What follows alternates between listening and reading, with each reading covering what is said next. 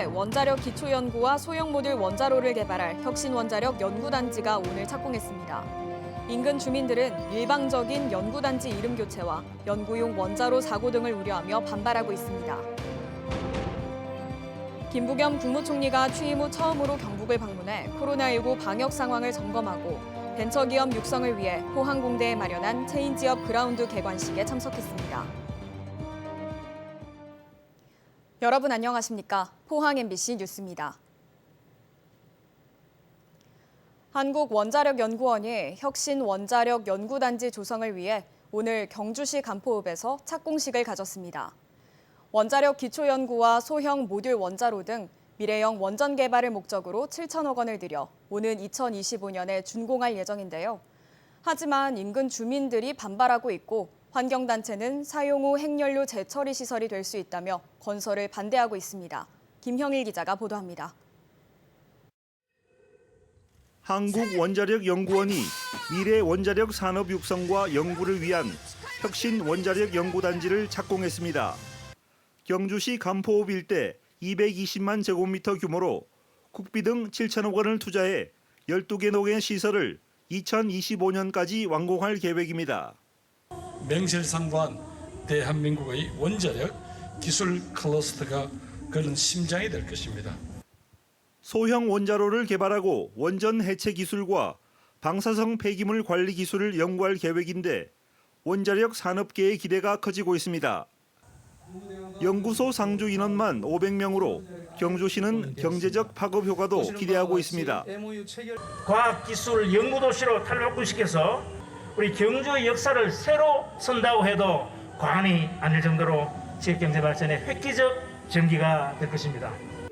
하지만 반대 목소리도 만만치 않습니다.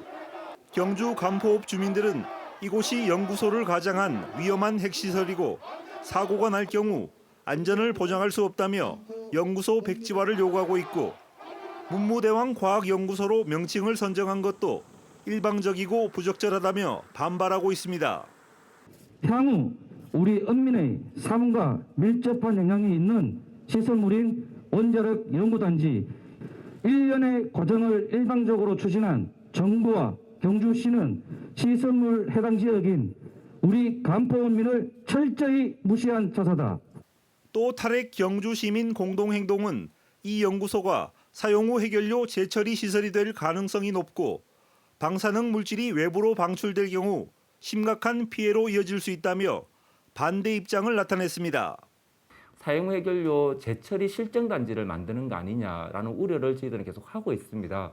사용 후 핵연료를 깨트려서 이것을 어떻게 화학적으로 처리를 하는 공정인데 그 과정에서 어마어마한 이제 오염 물질이 대기 중으로 나오게 되거든요. 외국의 사례를 보더라도.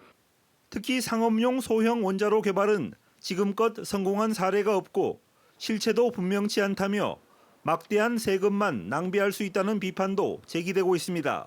소형 원자로는 국제적으로 아직까지 검증된 게 없고 상업용으로 그걸 거기다 설치해가지고 무슨 문제가 생기면 누가 감당하려고 저렇게 하는지 모르겠고요. 더구나 2016년 규모 5.8의 역대급 강진이 발생한 경주가 과연 원자력 연구소 입지로 적절한지 안전성에 대한 근본적인 의문도 제기되고 있습니다. 원자력 연구단지가 경주에서 첫 삽을 떴지만 주민 반대와 안전성에 대한 논란은 앞으로도 지속될 것으로 예상됩니다. MBC 뉴스 김형일입니다.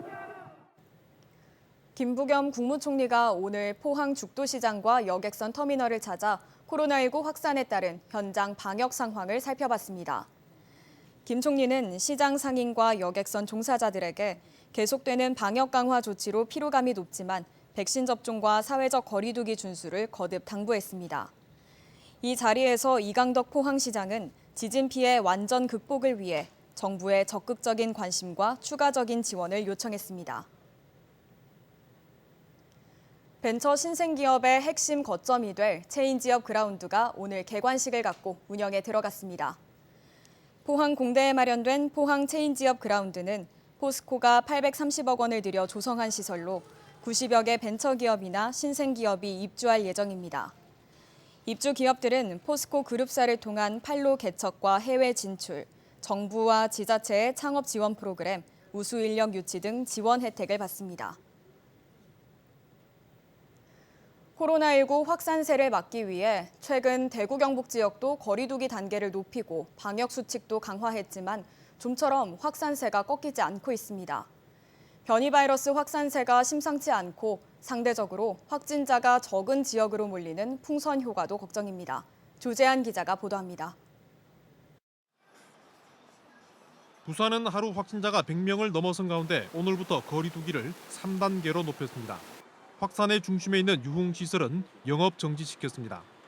창원과 통영, 진주시도 이미 3단계로 올렸고 대전은 내일부터 3단계가 적용됩니다. 수도권에서 시작한 4차 대유행이 빠르게 확산하면서 비수도권도 야간 사적 모임 허용 인원을 줄이는 등의 방역 수칙 강화가 논의되고 있습니다. 휴가철 상대적으로 안정적인 곳으로 인파가 몰리는 풍선 효과 등을 차단하기 위해서입니다. 저녁 6시 이후의 모임에 대해서는 여러 가지를 좀 검토하고 있는 그런 단계라는 말씀을 드립니다. 비수도권 같은 경우도 여러 가지 휴가철이라든지 계절적 요인이 많은 것 같습니다. 1단계를 적용하고 있는 경북에서는 구미시가 유흥시설을 통한 전파가 계속되자 모레부터 2단계로 높입니다.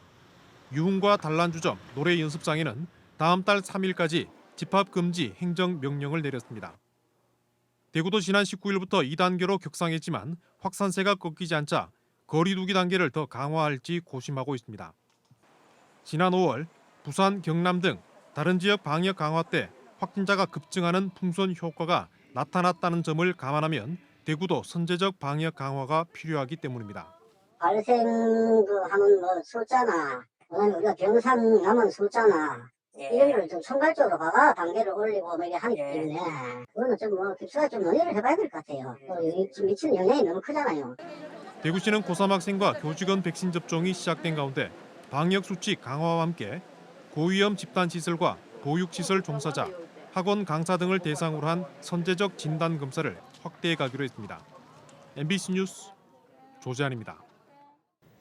어제 4명의 코로나19 확진자가 나온 포항에서 오늘 8명이 추가로 발생했습니다.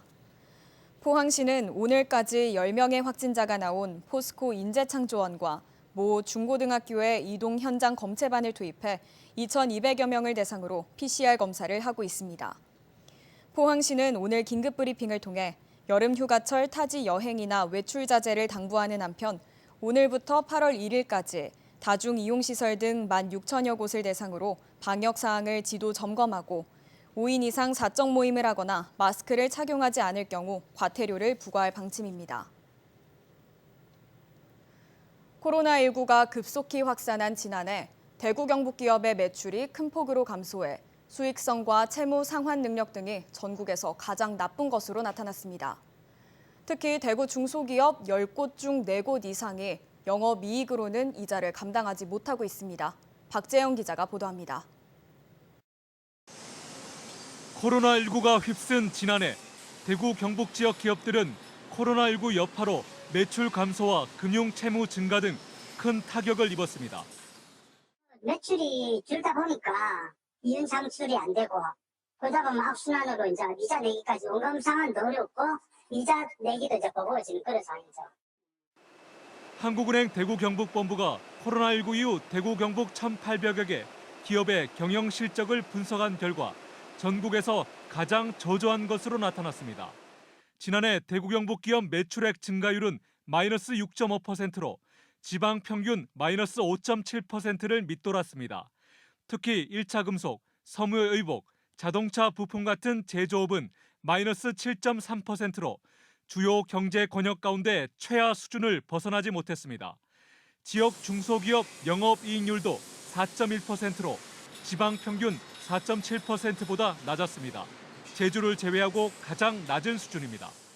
영업이익으로 은행이자를 갚지 못하는 기업 비율은 대구와 경북이 각각 43%, 38%로 지방 평균 37%보다 높았습니다.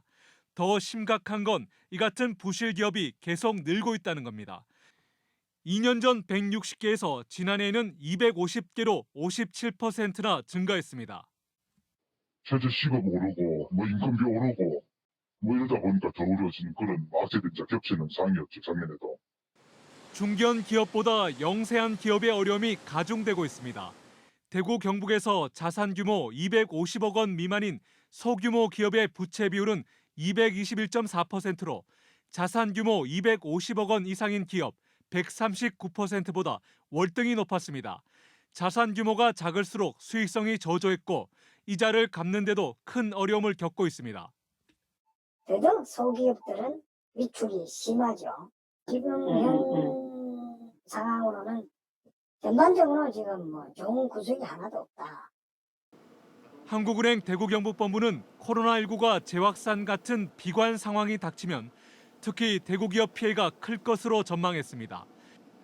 채무 상환 능력 지표인 이자 보상 비율 하락폭이 대구가 경북보다 더 클 것으로 보입니다. 기업별로 차별화된 지원이 필요한 이유입니다.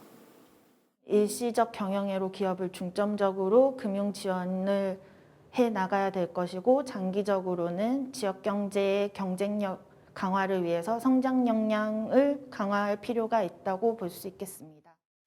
최근 코로나 4차 대유행, 변이 바이러스 확산 등 악성 변수가 즐비한 가운데 주력 산업을 중심으로 적극적인 자금 지원과 산업구조 혁신에 속도를 내야 할 때입니다. MBC 뉴스 박재영입니다. 정부가 영덕 천지원전 특별지원금 380억 원과 발생이자를 회수하기로 결정하자 영덕군이 법적 대응에 나섰습니다. 영덕군은 오늘 군청에서 성명을 발표하고 지난 10년간 원전 건설 추진 과정에서 군민이 겪은 개인적, 사회적 피해 보상을 위해 소송에 행정력을 집중하겠다고 밝혔습니다. 영덕군은 지난 2014년 11월 당시 정홍원 국무총리가 반대가 심하던 군회의를 찾아 1조 원 지원과 영덕군 발전 10대 제안 사업을 발표했다며 국가가 인센티브 차원에서 지원한 380억 원을 지금 와서 돌려달라고 하는 데에 대해 유감을 표명했습니다. 중복인 오늘 서쪽 지역은 올 들어 가장 더운 날씨를 보인 곳이 많았습니다. 반면 동해안은 동풍의 영향으로 낮 최고 기온이 30도 선에 머물렀는데요. 내일도 오늘과 비슷한 날씨가 예상됩니다. 조주경 기상캐스터입니다. 오늘은 삼복 더위 중에 하나인 중복입니다. 서쪽 지역은 열기가 더해지면서 서울의 한낮 기온은 36도, 체감상 40도까지 올랐습니다. 대부분 서쪽 지역을 중심으로 폭염경보로 특보가 강화된 모습이고요. 경북 동해안 지역은 여전히 폭염주의보가 나와 있습니다. 동해안은 동풍이 불면서 비교적 덜 덥습니다. 내일도 기온은 비슷하겠고요. 구름이 많아서 햇살에 눈이 부실 정도는 아니겠지만 그래도 한여름답게 자외선 지수는 높은 단계까지 오르겠습니다. 오늘 밤 사이에도 포항을 중심으로는 열대야가 나타날 가능성이 있습니다. 주의해 주시기 바랍니다.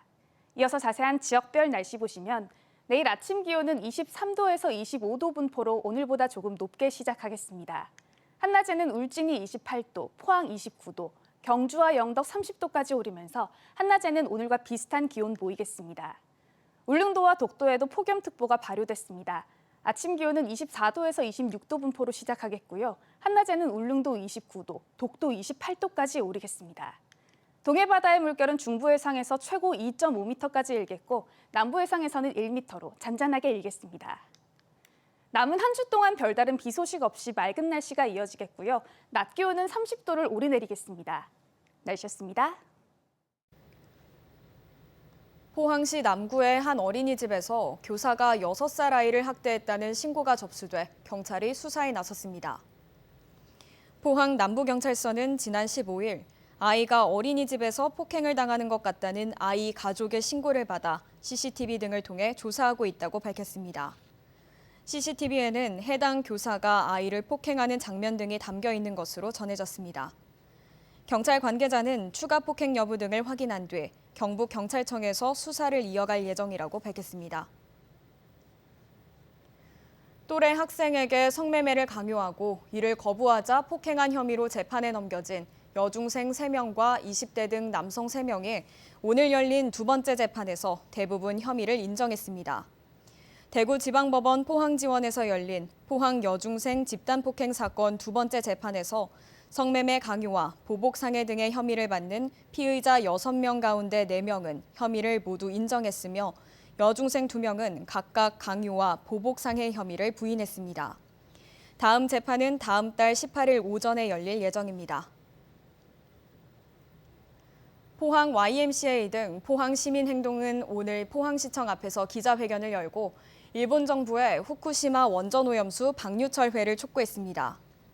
이들 단체는 일본 원자력 발전소의 방사능 오염수 안에 있는 방사능 물질은 결국 사람에게 축적될 것이 자명하고 특히 포항은 전국 최대 규모의 수산물 생산 기지로서의 피해가 막대하다고 밝혔습니다. 또 국제원자력기구는 주변국의 피해 대책을 마련하고 우리 정부는 일본산 농수산물 수입의 전면 금지와 어업인의 생존권 보장 대책을 요구했습니다. 포항시 의회는 오늘 포항과 수서간 SRT 노선 신설을 촉구하는 건의문을 채택했습니다. 시의회는 서울과 포항 간 KTX는 지난 2015년 개통한 이후 118% 포화 상태로 운영되는 등 좌석이 매우 부족한 실정이지만 지금까지 SRT 차량 부족으로 증편이 번번이 무산되고 있다고 밝혔습니다.